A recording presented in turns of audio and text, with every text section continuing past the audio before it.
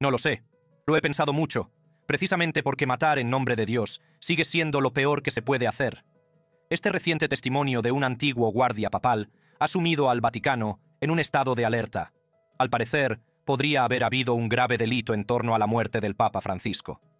No digo que me enorgullecería matar a esa persona, pero creo que es necesario por el bien de la Iglesia. ¿Qué presenció este guardia? ¿Qué detalles explosivos se han revelado? ¿Y por qué se dice que el Vaticano está en estado de pánico? Recopilemos los fragmentos de este testimonio prohibido y exploremos sus implicaciones trascendentales. La misteriosa muerte del Papa Francisco. Cuando se conoció la noticia el 21 de abril de 2025, el mundo entero lamentó la pérdida del primer pontífice latinoamericano, una figura que había liderado la Iglesia Católica durante un período de cambios significativos desde su elección en 2013. Según el comunicado oficial emitido por el Vaticano, el Papa, de 88 años, falleció a causa de un ictus seguido de un colapso cardiocirculatorio irreversible, tras ser encontrado inconsciente en su residencia de la Casa Santa Marta. El día antes de su muerte, el Papa Francisco había asistido a los oficios del Domingo de Pascua y había bendecido a los fieles desde la Plaza de San Pedro. Su repentino deterioro durante la noche conmocionó a los católicos de todo el mundo. El Vaticano se apresuró a ofrecer una explicación médica detallada en la que el doctor Andrea Arcangeli, director de la Dirección de Salud e Higiene del Estado de la Ciudad del Vaticano, citó: problemas respiratorios previos y enfermedades crónicas como hipertensión y diabetes tipo 2, como factores contribuyentes. En el centro de esta controversia se encuentra el supuesto testimonio de un miembro de la Guardia Suiza, la unidad de élite que protege a los papas desde 1506. Conocida por sus distintivos uniformes de estilo renacentista y su lealtad inquebrantable, la Guardia Suiza actúa como figura ceremonial y como escolta personal del Papa. Su proximidad al pontífice les proporciona una visión única de la vida cotidiana dentro de los muros del Vaticano. Los guardias suizos son más que simples figuras coloridas con trajes medievales. Son un cuerpo militar profesional, con un amplio entrenamiento en prácticas de seguridad modernas, incluyendo antiterrorismo, planificación táctica y protección ejecutiva. Cada guardia hace un juramento solemne de proteger al Papa con su vida si es necesario, creando un vínculo de confianza y confidencialidad absolutas. Esto hace que el supuesto testimonio sea aún más explosivo. Según informes que circulan por Internet, un guardia suizo afirmó haber sido testigo de circunstancias inusuales en torno a las últimas horas del Papa Francisco. Circunstancias que contradicen la versión oficial de una muerte natural por un derrame cerebral y un fallo cardíaco. Pero antes de profundizar en estas acusaciones, es importante comprender el contexto en el que surgieron. El momento de la muerte del Papa Francisco, justo un día después del Domingo de Pascua, ha alimentado las especulaciones. Aún más intrigante fue la última figura pública que se reunió con el Papa antes de su fallecimiento, el vicepresidente de Estados Unidos, J.D. Vance. El Domingo de Pascua, 20 de abril de 2025, Vance se reunió brevemente con el Papa Francisco en la Casa Santa Marta. La reunión se describió como una visita de cortesía, unos minutos para intercambiar felicitaciones por la Pascua. Las imágenes de vídeo muestran lo que parece ser una interacción cordial. Hola, me alegro de verte. Que Dios te bendiga y que tengas un buen día. ¿Cómo estás? En las imágenes, el Papa Francisco parece cansado, pero estable, sin mostrar signos evidentes de la grave crisis médica que le costaría la vida en menos de 24 horas. Vance incluso comenta el estado de salud del Papa. Sé que no te has encontrado muy bien, pero me alegro de verte con mejor salud. Gracias. Esto es para tus hijos. Este encuentro aparentemente inocente se ha convertido en objeto de intensas especulaciones en Internet. En la red social X, los usuarios comenzaron a cuestionar el momento de la visita de Vance y su posible relación con la repentina muerte de Francisco. Estas teorías cobraron fuerza en parte debido a las tensiones políticas entre las posiciones de Vance y las enseñanzas de Francisco. Como vicepresidente de la administración Trump, Vance apoyó las políticas de inmigración que el Papa Francisco había criticado. El Papa había sido un defensor acérrimo de un trato más compasivo hacia los migrantes y los refugiados, lo que lo enfrentó a las políticas fronterizas más estrictas de la administración. Sin embargo, es fundamental destacar que se trata únicamente de especulaciones. Los informes médicos oficiales del Vaticano apuntan sistemáticamente a causas naturales relacionadas con la avanzada edad del Papa y sus problemas de salud crónicos. Pero luego llegó el supuesto testimonio de la Guardia Suiza. Según publicaciones virales en las redes sociales, un miembro de la Fuerza de Seguridad de Élite del Vaticano, afirmó haber notado actividades inusuales en las horas previas a que el Papa Francisco fuera encontrado sin vida. Estas supuestas observaciones incluyen visitantes no autorizados en la Casa Santa Marta, la desaparición de imágenes de vigilancia y el comportamiento sospechoso de ciertos funcionarios del Vaticano. Una publicación viral de Secret Fire 79 describía cómo un guardia suizo llamado Luca Meyer había vivido un momento milagroso junto al ataúd de Francisco, sintiendo calor, oliendo incienso y oyendo una voz divina. Aunque se presentó como un hecho espiritual, algunos lo interpretaron como una prueba de que se habían producido fenómenos sobrenaturales en torno a la muerte de Francisco, lo que podría sugerir un encubrimiento de una intervención divina. Otras publicaciones afirmaban que los guardias apostados en la Casa Santa Marta observaron una serie de comunicaciones diplomáticas inusuales en las horas posteriores a la partida de Vance y antes de la muerte del Papa. Estas acusaciones sugieren que ciertos funcionarios del Vaticano podrían haber sabido de la inminente muerte de Francisco antes de que ocurriera. La Guardia Suiza, con su posición única dentro de la seguridad del Vaticano, estaría efectivamente al tanto de información a la que pocos otros podrían acceder. Como protectores de la persona del Papa, mantienen una vigilancia constante de su residencia y sus movimientos. Su disciplinado silencio sobre asuntos oficiales hace que cualquier ruptura de este código de confidencialidad sea especialmente notable. Pero, ¿qué credibilidad tienen estos supuestos testimonios? El Vaticano no ha reconocido oficialmente ninguna de estas afirmaciones de miembros de la Guardia Suiza. Los medios de comunicación tradicionales no han corroborado estas acusaciones, y las fuentes siguen siendo principalmente cuentas anónimas de redes sociales sin conexiones verificadas con el personal de seguridad del Vaticano. La estructura y las prácticas de la Guardia Suiza proporcionan un contexto importante. Tal y como se detalla en los informes sobre su organización, la Guardia sigue una estructura jerárquica estricta con claras cadenas de mando. Cualquier testimonio oficial probablemente se daría a conocer a través de los canales formales y no a través de filtraciones en las redes sociales. La vida cotidiana de un guardia suizo es muy disciplinada y centrada en el deber. Su jornada típica comienza temprano con la oración y la misa, seguidas del entrenamiento físico y las tareas de guardia. Su estilo de vida disciplinado y su riguroso proceso de selección, que exige ser varón suizo católico y haber completado el servicio militar, crean un cuerpo conocido por su discreción y lealtad. Esto hace que las revelaciones no autorizadas sean muy inusuales y, por lo tanto, significativas si se produjeran. El Código de la Guardia Suiza hace hincapié en proteger no solo la seguridad física del Papa, sino también la dignidad y la confidencialidad de su cargo. Si consideramos la posibilidad de que estos supuestos testimonios contengan algo de verdad, ¿qué podrían revelar sobre las últimas horas del Papa Francisco? Las afirmaciones que circulan en Internet sugieren varios escenarios preocupantes. Que personas no autorizadas pudieran haber accedido a la residencia del Papa en el momento de su muerte. Que los sistemas de vigilancia pudieran haber sido manipulados para eliminar pruebas de estos visitantes. Que ciertos funcionarios del Vaticano pudieran haber actuado de forma sospechosa antes de que se descubriera oficialmente el estado del Papa. Que el Papa pudiera haber revelado información preocupante a sus guardias en sus últimos días. Estas explosivas acusaciones, si se demostraran ciertas, causarían sin duda pánico en la ciudad del Vaticano y podrían sacudir los cimientos del liderazgo de la Iglesia durante un delicado periodo de transición. El momento en que se han hecho públicas estas supuestas revelaciones coincide con la elección del sucesor del Papa Francisco, el Papa León XIV, el 8 de mayo de 2025. Como primer papa estadounidense de la historia, la elección de León XIV supuso un cambio significativo en el liderazgo de la Iglesia. Cualquier controversia en torno a la muerte de su predecesor podría ensombrecer el comienzo de su papado. Pero, ¿son estas acusaciones meras teorías conspirativas alimentadas por el misterio histórico del Vaticano? ¿O hay algo más detrás de la muerte del Papa Francisco de lo que revela la versión oficial? Para responder a esta pregunta, debemos examinar la historia del Vaticano en el manejo de muertes controvertidas y los precedentes de encubrimientos dentro de sus muros. La historia oculta del Vaticano y la Guardia Suiza. Para comprender el significado de los supuestos testimonios de la Guardia Suiza sobre la muerte del Papa Francisco, primero debemos profundizar en la compleja y a menudo secreta historia del Vaticano, en particular en su fuerza de seguridad de élite.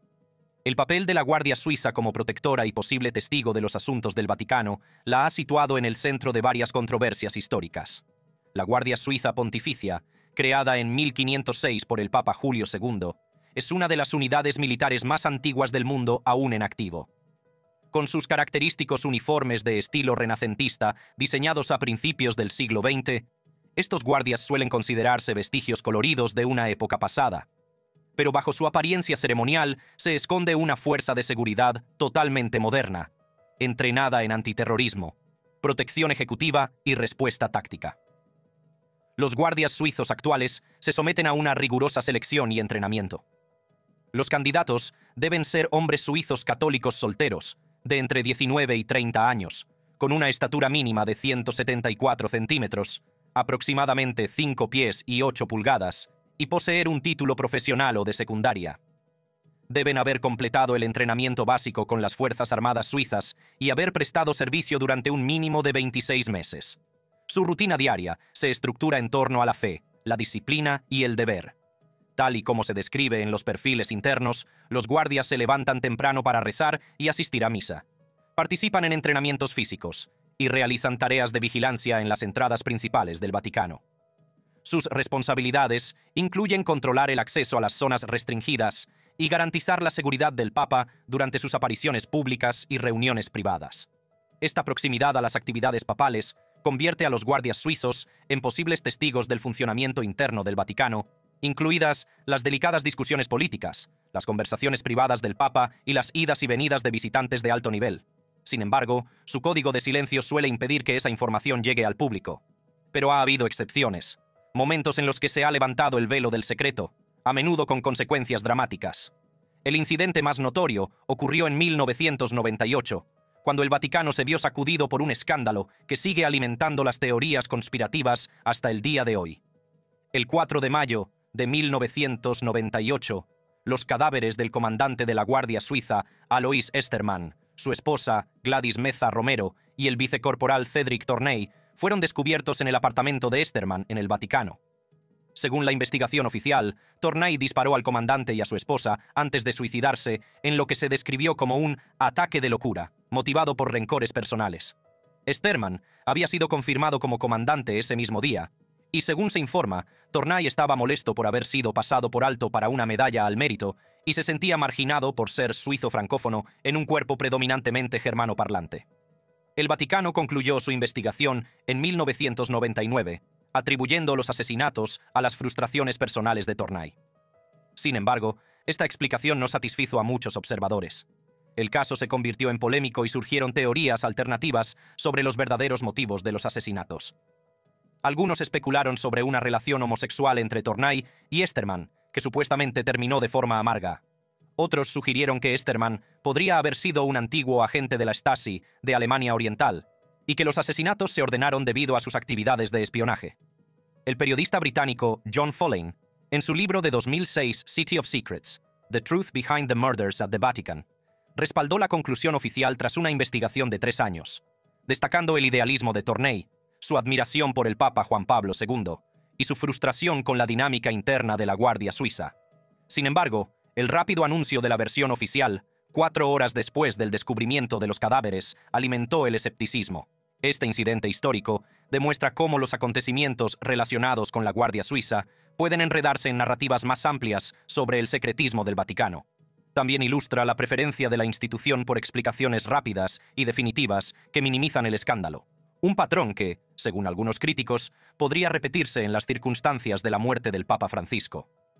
Más allá de la tragedia de 1998, la Guardia Suiza se ha enfrentado a otras controversias, aunque menos dramáticas. En julio de 1913, el cuerpo sufrió una revuelta interna contra las reformas y las estrictas medidas disciplinarias del comandante Jules Repond, que provocó la destitución de 13 cabecillas. Más recientemente, en diciembre de 2014, el Papa Francisco destituyó al comandante Daniel Henrique, alegando su estilo autoritario como fuente de tensión dentro de la Guardia.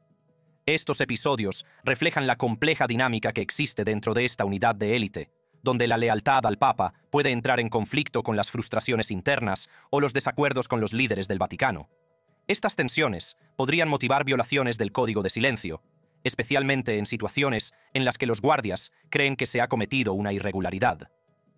Los supuestos testimonios sobre la muerte del Papa Francisco también deben considerarse en el contexto de la amplia historia de secretismo y muertes controvertidas del Vaticano. Quizás el caso más infame sea el del Papa Juan Pablo I, que murió en 1978 tras solo 33 días como Papa. Los informes oficiales afirmaron que murió de un ataque al corazón, pero las inconsistencias en el relato del Vaticano sobre el descubrimiento de su cuerpo y la gestión de su muerte dieron lugar a numerosas teorías conspirativas. El libro de David Jalop, de 1984, In God's Name, sugería que Juan Pablo I fue asesinado para impedir reformas financieras, en particular las relacionadas con la participación del Banco del Vaticano en el caso. Aunque investigaciones posteriores, entre ellas el libro de John Cornwell, de 1987, A Thief in the Night, desmintieron en gran medida estas teorías. El caso pone de relieve cómo el carácter hermético del Vaticano puede alimentar las especulaciones sobre las muertes papales. La gestión de los escándalos financieros por parte del Vaticano constituye otro importante telón de fondo. El Instituto para las Obras de Religión, IOR, comúnmente conocido como el Banco del Vaticano, se ha enfrentado a numerosas controversias. En junio de 2013, Monseñor Nuncio Escarano, contable senior de la Administración del Patrimonio de la Santa Sede, APSA, fue detenido por su participación en un complot para sacar de contrabando 20 millones de euros de Suiza a Italia, lo que puso al descubierto problemas sistémicos dentro del banco. Más recientemente, el escándalo inmobiliario de Londres de 2018 a 2023 implicó la inversión de 350 millones de euros de la Secretaría de Estado del Vaticano en propiedades de lujo, lo que provocó importantes pérdidas y un juicio en el que 10 personas, entre ellas el cardenal Angelo Becciu, fueron acusadas de delitos como blanqueo de capitales, malversación y fraude. Estas controversias financieras ilustran la relación a veces problemática del Vaticano con la transparencia. Cuando se enfrenta a un escándalo, la institución ha preferido históricamente manejar los asuntos internamente, a menudo a expensas de la divulgación completa. Este patrón contribuye a crear un entorno en el que pueden florecer los rumores y las teorías conspirativas. La gestión del Vaticano de la crisis de abusos sexuales por parte del clero demuestra aún más esta tendencia. El documento Crimen Sollicitationis, de 1962, instruía a los obispos a tratar los casos de conducta sexual inapropiada por parte del clero con el más estricto secreto, amenazando con la excomunión a quienes revelaran las acusaciones. Los críticos argumentan que esta política silenci, incluso bajo el pontificado del Papa Francisco, que ha dado pasos importantes para abordar los abusos, siguen existiendo retos. Su defensa inicial del obispo chileno Juan Barros, acusado de encubrir los abusos de Fernando Karadima, demostró la protección instintiva de la institución hacia los suyos. Solo después de una investigación en 2018, Francisco reconoció graves errores y aceptó la dimisión de varios obispos. Esta historia de secretismo institucional proporciona un contexto crucial para evaluar las afirmaciones sobre la muerte del Papa Francisco. La tradición del Vaticano de gestionar la información, especialmente en asuntos delicados que podrían dañar su reputación, crea un entorno en el que pueden ganar fuerza narrativas alternativas. Al considerar estas narrativas contradictorias, la explicación médica oficial frente a las acusaciones de circunstancias ocultas, también debemos examinar el contexto más amplio de la salud del Papa Francisco en los meses previos a su muerte. Esto proporciona una perspectiva esencial para evaluar las afirmaciones sobre su repentino fallecimiento. Francisco había experimentado importantes problemas de salud a lo largo de su papado.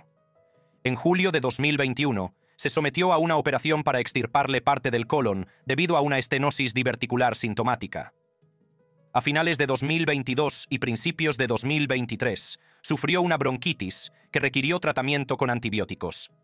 A principios de 2024, utilizaba ocasionalmente una silla de ruedas debido a problemas en las rodillas y dificultades para desplazarse.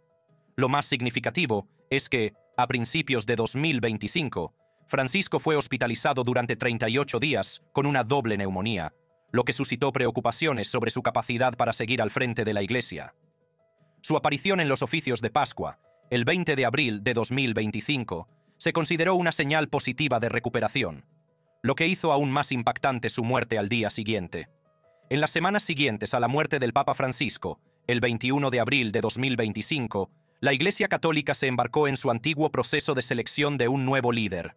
Cardenales de todo el mundo se reunieron en Roma para el cónclave, un procedimiento secreto que se remonta a siglos atrás, en el que deliberarían y votarían hasta alcanzar la mayoría de 2/3 necesaria para elegir un nuevo papa. Las secuelas y el futuro de la Iglesia. El 8 de mayo de 2025, una columna de humo blanco salió de la chimenea de la Capilla Sixtina, lo que indicaba la elección exitosa del Papa León XIV, el primer papa estadounidense de la historia. Su ascenso al papado marcó un cambio significativo para una iglesia que había estado dirigida por pontífices europeos durante la mayor parte de su historia, con la excepción de Francisco, que era de Argentina. El nuevo papa pidió inmediatamente el fin de los conflictos en Ucrania y Gaza, posicionándose como una continuación del papado centrado en la paz de Francisco. Sin embargo, bajo esta transición fluida, los informes sugieren que hay agitación dentro de los muros del Vaticano, agitación supuestamente provocada por los testimonios emergentes de la Guardia Suiza sobre las últimas horas de Francisco.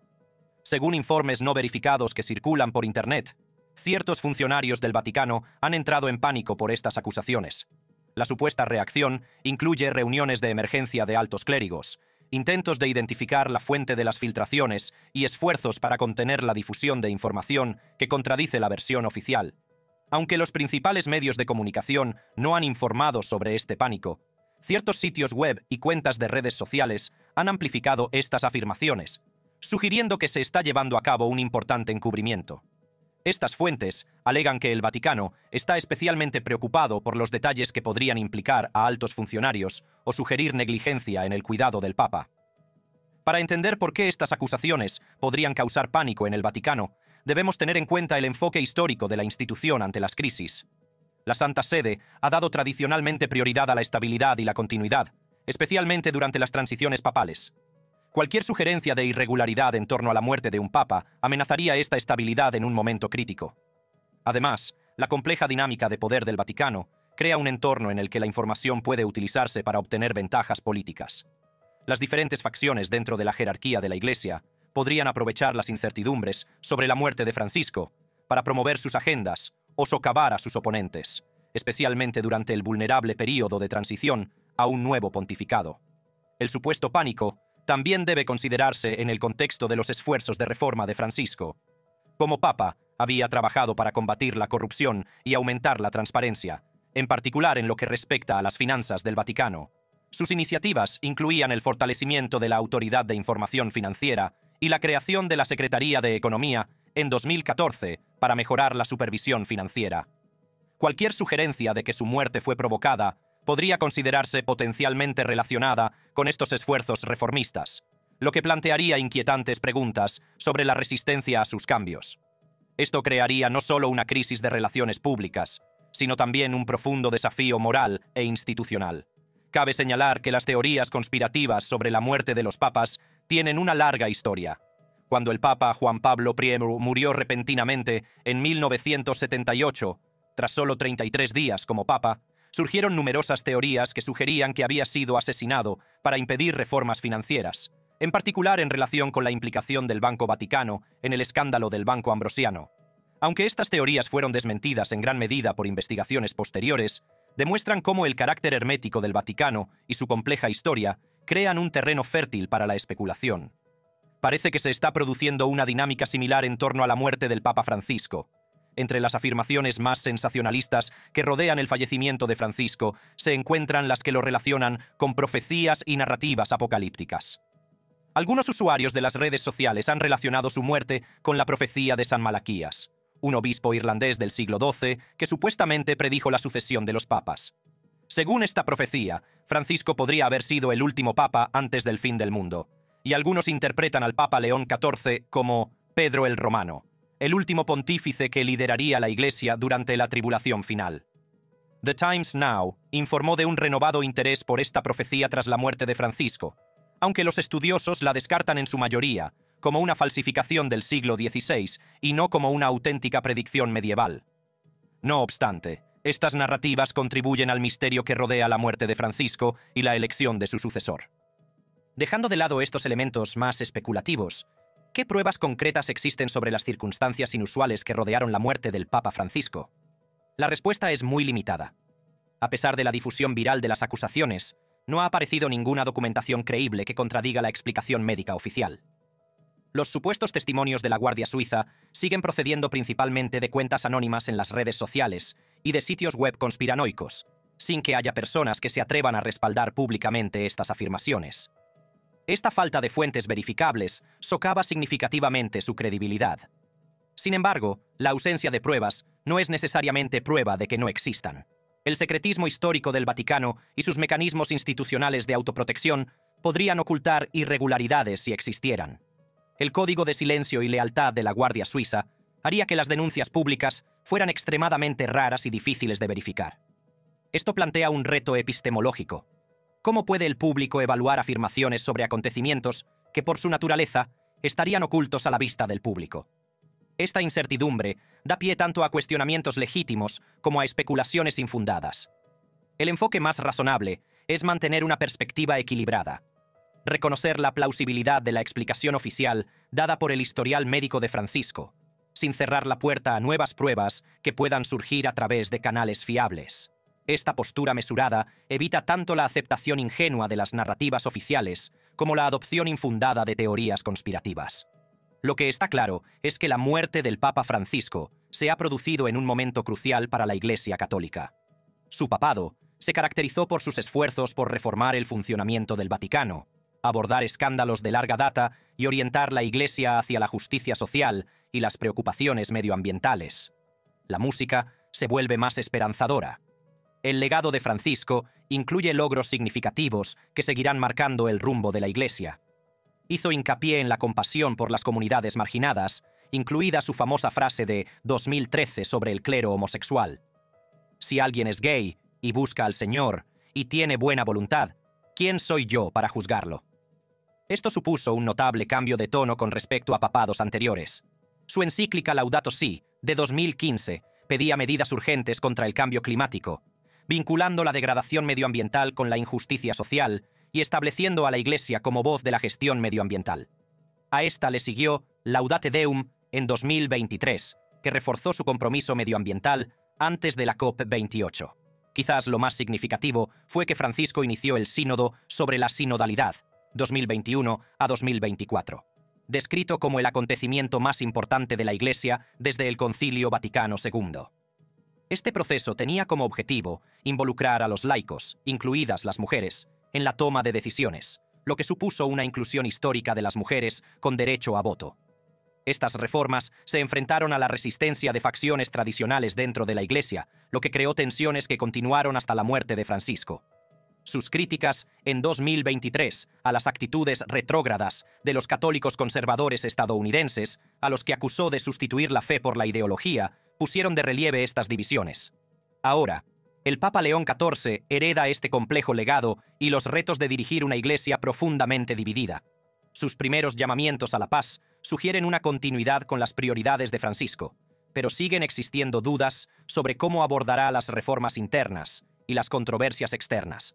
Las acusaciones que rodean la muerte de Francisco, sean fundadas o no, añaden otra capa de complejidad a esta transición. Si surgieran pruebas creíbles que respaldaran las acusaciones de irregularidades, León XIV se enfrentaría a una crisis importante al comienzo de su papado. Incluso sin tales pruebas, la persistencia de estas narrativas podría socavar la confianza en el liderazgo del Vaticano. Para la Guardia Suiza, estas acusaciones plantean un reto especialmente difícil.